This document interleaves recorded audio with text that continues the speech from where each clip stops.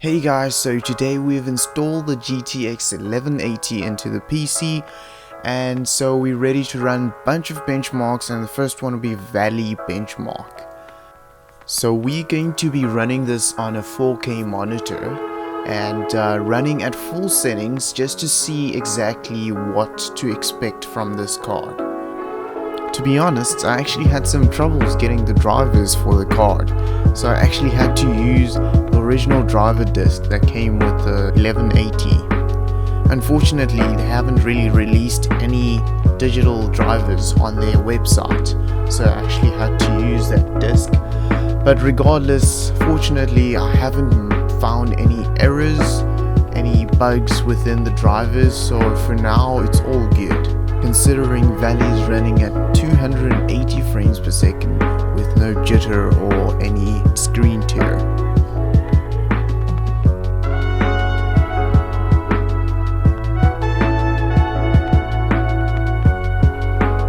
So for the next benchmark, I ran Haven benchmark tool.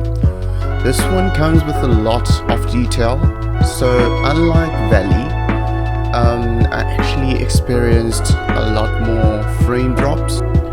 In Valley it would drop down from 280 to about 260, 70 around there, and in Haven it dropped down from 240 to down to 200, like straight on 200. Sometimes it'll go to 199 or 198, but fortunately it didn't drop drastically. So yes, it still manages to beat Haven, but I must say Haven has a lot of detail.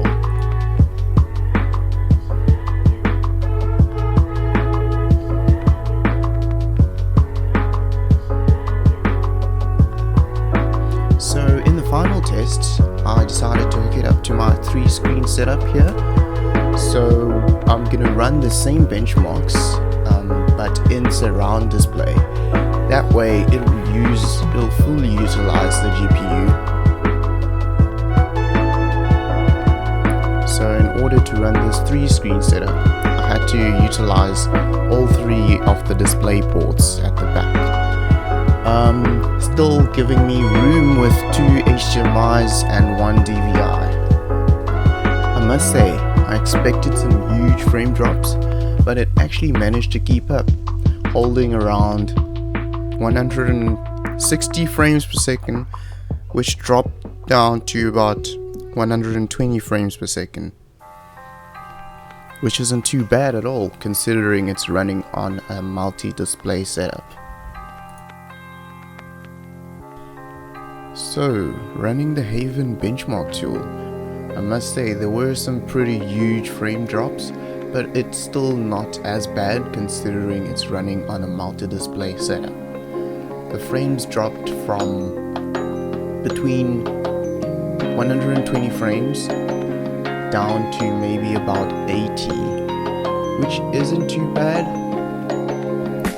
But if this were in-game, I'll definitely lower down some settings to get that 200 frames per second.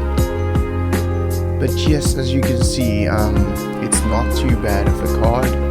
It's pretty hefty, it's got power. But considering this is the demo model, I can imagine the official release being a lot more powerful than this. So this is the end of my video. Feel free to leave a like if you liked, and also subscribe to see my future videos.